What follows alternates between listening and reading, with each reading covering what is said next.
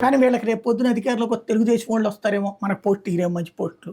ఉమ్, అదే వైసీపీ వాళ్ళు మళ్ళీ వస్తారేమో, ఉమ్, మనకి మంచి పోస్ట్ ఇరేమో అని చెప్పి ఉమ్, ఎట్టాగు ఇవ్వనోడు ఎట్టాగు ఇవ్వడు.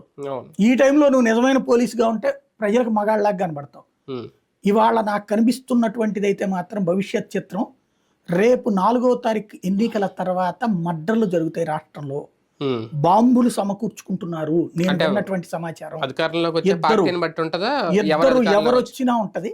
ఉమ్, తెలుగుదేశం అధికారంలోకి వస్తే ఒక ఏడాదో 2 ఏళ్ళలో జరుగుతాయి ఉమ్, ఘర్షణలు. ఉమ్, వైసీపీ అధికారంలోకి వస్తే ఒక 3 నెలలు జరుగుతాయి. ఉమ్, ఎందుకు అంటే వైసీపీ వాళ్ళు రివోల్ట్ అటాక్ చేయడానికి ప్రిపేర్డ్గా ఉన్నారు. ఉమ్.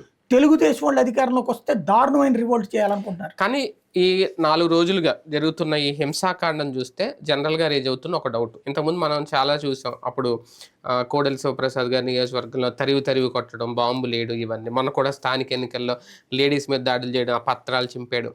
ప్రతి ఎన్నికల్లో ఇలాంటి వివాదాలు, ఇలాంటి హింసాకాండ అయితే జరుగుతోంది. ఇది అధికారులకు తెలియదా? ఈసీకి తెలియదా?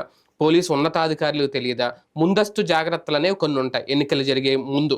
కొన్ని చూడండి, మావోయిస్టు ప్రభావిత ప్రాంతాల్లో కానీ, ఏజెన్సీల్లో కానీ మనకంటే ముందు 4 గంటలకే పోలింగ్ క్లోజ్ చేసేస్తారు వాళ్ళకి. తర్వాత ఏమన్నా కూడా ఇలాంటి జాగ్రత్తలు అన్నీ తీసుకుంటారు కదా. ఇక్కడ పల్నాడు జిల్లాలో కానీ, ఇక్కడ రాయలసీమ జిల్లాలో కానీ ఈ తరహా జాగ్రత్తలు ఏం ముందుగా తీసుకున్నట్లేదు. ఏంటి ఇది? వాళ్ళ లోపమా, రాజకీయ పార్టీలు కుట్ర? లేదు, టైం లోపం. ఇదివరకటి రోజుల్లో అట్లా ఉంది. ఇప్పటికి కూడా సెక్యూరిటీ ఏర్పాటు చేశారు భారీగానే. అవును, చేస్తారు. అది భారీగా. కానీ నాయకుల ఆలోచన ధోరణిని కనిపెట్టేటటువంటి